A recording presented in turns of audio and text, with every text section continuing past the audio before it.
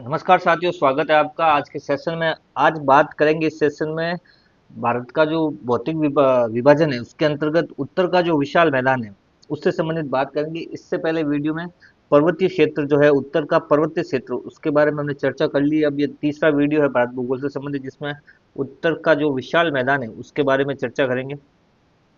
तो सबसे पहले बात करते हैं उत्तर का मैदानी भाग के अंतर्गत कितने भागों में बांट रखा है भारत को। वो है 6 भागों में बांट रखा। पर्वतीय क्षेत्र, मैदानी क्षेत्र, मरुस्थल, पठार मैदान और द्वीप समूह। जिसमें से उत्तर का जो पर्वतीय क्षेत्र वो हमने पहले पढ़ लिया है। आज पढ़ेंगे उत्तर का मैदानी भाग, सेकंड नंबर। उत्तर का मैदानी भाग मैप में अगर आप देखोगे तो हिमालय क्षेत्र जो होता है ये वाला, इसके नीचे जो सबसे बाद शुरू होता है वो शुरू होता है उत्तर का मैदानी भाग, ये वाला क्षेत्र। ये वाला जो क्षेत्र है उत्तर का मैदानी भाग, कुछ क्षेत्र राजस्थान में भी आता है इसका। तो ये हो गया उत्तर का मैदानी भाग या उत्तर का विशाल मैदानी भाग। तो सबसे पहले बात करते हैं उत्तर का विशाल मैदानी भाग के कुछ महत्वपूर्ण फैक्ट्स देखते हैं पहले। एक तो ये प्लिस्टोसिन काल जो हुआ था उस काल में हिमालय नदियों द्वारा लाए गए अवसादों के निक्षेपण से उत्तरी मैदान का निर्माण हुआ है।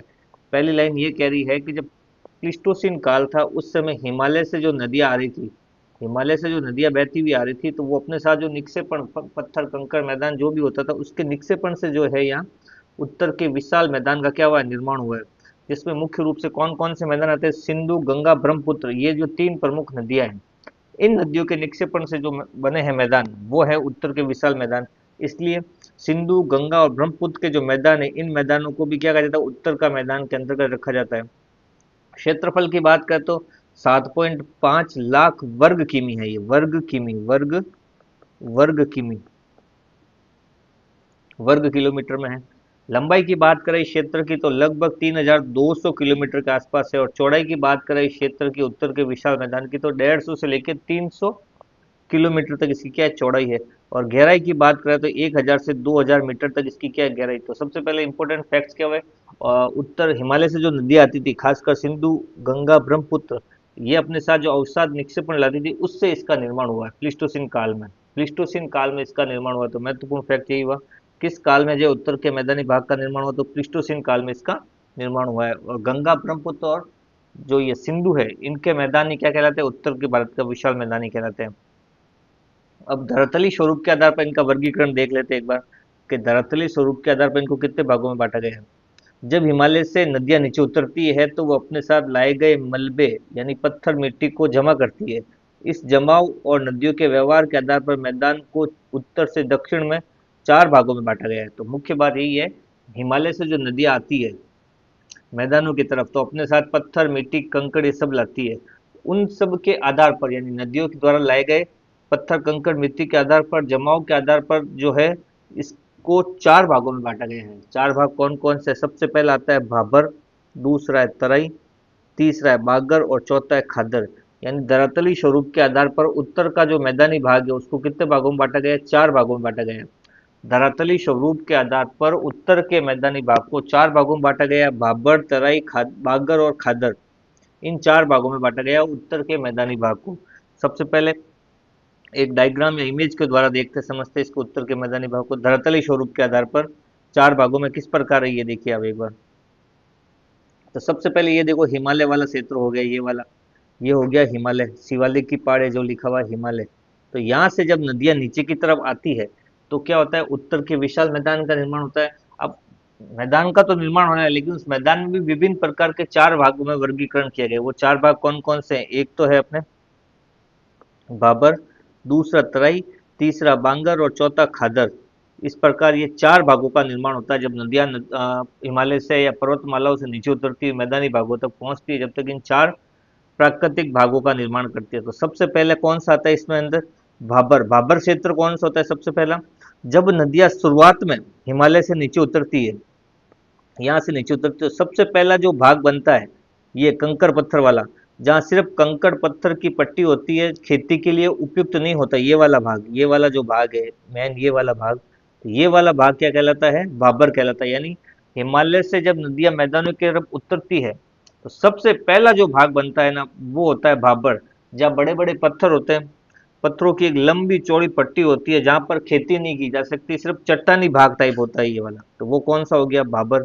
उसके बाद दूसरा जो आगे बढ़ती है नदियां तो दूसरा इसका क्षेत्र आता है तराई का क्षेत्र, जहाँ नदियाँ क्या है वापस पुनः प्रकट होने लगती है। यहाँ आते समय तो नदियाँ वापस का चले जाते जमीन के अंदर समाहित हो जाती है, और जैसे जैसे आगे बढ़ती है तो तराई वाले क्षेत्र में आती है। जब उस समय ये नदियाँ वापस प्रकट होती है तो वो तराई क्षेत्र होता है, दलदली भाग होता है। महीन जलोढ़ दलदली भाग, यहाँ घने जंगल होते हैं, वन्य जीव अभ्यारण्य वगैरह वन्य जीवों की अधिकता पाई जाती है। दूसरा क्षेत्र कौन सा है? हरा भरा जो क्षेत्र है वो हो गया तराई भाग, ये वाला। ये वाला क्षेत्र कौन सा हो गया? तराई वाला भाग हो गया। उसके अलावा तीसरा है बांगर। बांगर जब नदियां दल तराई बाबर को पार कर लिया, कंट पत्थर वाली बेल्ट पार हो गई, उसके बाद ये तराई वाला क्षेत्र आ गया, दलदली क्षेत्र। उसके बाद जब नदियां आगे बढ़ती है तो बांगर क्षेत्र बनता है, पुराना जलोढ़ कहा जाता है। जो बाढ़ के जो मैदान होते हैं उससे ऊंचा वाला भाग कंकर युक्त, जहाँ जब नदियां पर्वतों से बहती हुई आती है नीचे, तो ऐसा भाग जहाँ बाढ़ का पानी कम पहुंचता है, ऊंचा भाग। नदियों के आसपास जो ऊंचा भाग जहाँ नदियों का पानी नहीं पहुंचता है, बाढ़ का पानी नहीं पहुंचता, तो ये वाला जो क्षेत्र होता है बड़ा ऊंचा भाग, ये क्षेत्र कौन सा कहलाता है? बागर। उसके बाद नदियां आगे बढ़ती है तो वो क्षेत्र जहाँ नदियों का पानी हर साल आता है, जब भी नदियां उफान पर होती है, बाढ़ आती है, तो हर साल वहाँ बाढ़ का पानी पहुंचता है, तो वो होता है खादर। ऊंचे वाले भाग कौन से हो गए? बागर। और जो नीचे वाले भाग होते हैं वो कौन से होते हैं? खादर, जहाँ हर साल नदियों का पानी पहुंच जाता है। तो सबसे पहले ये कंकर पत्थर वाली जो बेल्ट हो गई वो हो गई भाबर। उसके बाद एक दलदली क्षेत्र बनता है जहाँ नदियां पुनः जीवित होती है, पुनः धरातल पे दिखाई देने लगती है, तो वो दलदली क्षेत्र हो गया तराई। उसके बाद नदियां जब चलती है तो इसके आसपास जो ऊंचा क्षेत्र होता है जहाँ नदियों का पानी नहीं पहुंचता, बहुत सालों बाद एक बार पहुंचता है, तो वो होता है पुरानी जलोढ़ कहते हैं जिसको। वो हो गया बांगर, जहाँ नदियों का पानी नहीं पहुंचता। उसके बाद आता है खादर, जहाँ हर साल नदियां आती है, बहती है, और हर साल वहाँ बाढ़ आती है और नई जलोढ़ मिट्टी लाती है, नया मैदान बनता है। सबसे उपजाऊ जो क्षेत्र है वो ये वाला है। हर साल बाढ़ आती है, हर साल नई मिट्टी आती है, और सबसे उपजाऊ क्षेत्र है वो है खादर। तो ये हो गया उत्तर के विशाल मैदान का धरातल स्वरूप के आधार पर वर्गीकरण। नदियां शुरुआत में जब निकलती है तो भाबर पत्थरनुमा बेल्ट होता है, लंबा चौड़ा, एक जहाँ नदियां दिखाई नहीं देती, सिर्फ पत्थर ही पत्थर होते हैं बड़े बड़े। उसके बाद जब वापस नदियां ऊपर की तरफ आती है, दलदली क्षेत्र बनता है, जहाँ सिर्फ वन्य जीव घने जंगल होते हैं, दलदली क्षेत्र हो गया, तो वो हो गया तराई। उसके बाद नदियां और आगे बढ़ती है तो नदियां जब चलती है तो उसके आसपास जो ऊंचा क्षेत्र होता है जहाँ नदी का पानी नहीं पहुंचता, तो वो हो गया बांगर, जहाँ पुरानी जलोढ़ मिट्टी पाई जाती है। उसके बाद वो स्थान चौथा जहाँ नदियों का पानी हमेशा हर साल पहुंचता है, वहाँ हर साल बाढ़ आती है, तो वो हो गया खादर। एक मैप और देखिए, डायग्राम उससे और समझने की कोशिश कीजिए। जैसे ये हो गया सबसे पहले हिमालय का क्षेत्र, ये हो गया हिमालय। हिमालय से जब भी नदियां निकलती है तो सबसे पहले जो चीज का निर्माण होता है, सबसे पहले जो भूभाग का निर्माण होता है वो होता है भाबर, जहाँ क्या होती है? पत्थर की बेल्ट, यानी पत्थर वाला क्षेत्र, सिर्फ बड़े बड़े पत्थर होंगे और कुछ नहीं, नदियां इनके नीचे बहती है। फिर दूसरा जब ये आगे बढ़ती है तो नदियां वापस ऊपर की ओर दिखाई देने लगती है, तो वो जो निर्माण होता है वो होता है तराई वाला क्षेत्र, जो दलदली भाग होता है। उसके बाद नदियां आगे बढ़ती है तो तीसरा ये क्षेत्र बनता है ऊपर वाले, ये क्या हो गए? बागर। बागर क्षेत्र हो गए, जहाँ बाढ़ का पानी आसानी से नहीं पहुंचता। और चौथा जो क्षेत्र बनता है ये वाला, जहाँ हर साल नदियां पहुंचती है, हर साल बाढ़ आती है, और हर साल नई मिट्टी हर नई जलोढ़ मिट्टी का निर्माण होता है, वो हो गया खादर। ये हो गया। अब एक बार देख लेते हैं महत्वपूर्ण फैक्ट्स भाबर से संबंधित, जिसे मुख्य रूप से क्या कहता है? पत्थरों का क्षेत्र भी कहता है। ऐसी बेल्ट जैसे बड़े बड़े पत्थर कंकड़ होते हैं, नदियां दिखाई नहीं देती। शुरुआत कहाँ से होती है? स्थिति क्या है? हिमालय के शिवालिक क्षेत्र, यानी शुरुआत में ही जो बनते हैं पादपेश फुट हिल्स, जहाँ शुरुआत जहाँ होती है, शुरुआत में ही पैरों के समानांतर जो 8 से 16 किलोमीटर की एक चौड़ी पट्टी पाई जाती है, वो क्षेत्र कौन सा होता है? भाबर। नदियों की शुरुआत में जहाँ बड़े बड़े पत्थरों की एक बेल्ट पाई जाती है, 8 से 16 किलोमीटर चौड़ी, 16 किलोमीटर तक चौड़ी, वो क्षेत्र कौन सा हो गया? भाबर। मुख्य विशेषता, नदियां जब पहाड़ों से उतरते समय अपने साथ बड़े बड़े पत्थर कंकड़ बजरी लाती है और यहाँ जमा कर देती है। तो शुरुआत है, नदियां जब शुरुआत में उतरती है तेज बहाव के साथ, तो बड़े बड़े पत्थर कंकड़ लाकर बजरी यहाँ जमा कर देती है, और ये क्षेत्र कौन सा हो जाता है? भाबर क्षेत्र। सबसे महत्वपूर्ण बात यह है कि ये रंध्र युक्त होते हैं, नदियां इन पत्थरों के नीचे विलुप्त हो जाती है और सतह पर दिखाई नहीं देती। पहाड़ों से जब नदियां शुरुआत में नीचे उतरती है तो बड़े बड़े पत्थर लाती है, पत्थर ऊपर आ जाता है और नदियां उनके नीचे समाहित हो जाती है, विलुप्त हो जाती है, दिखाई नहीं देती है। तो कहाँ होता है? शिवालिक की शुरुआत में।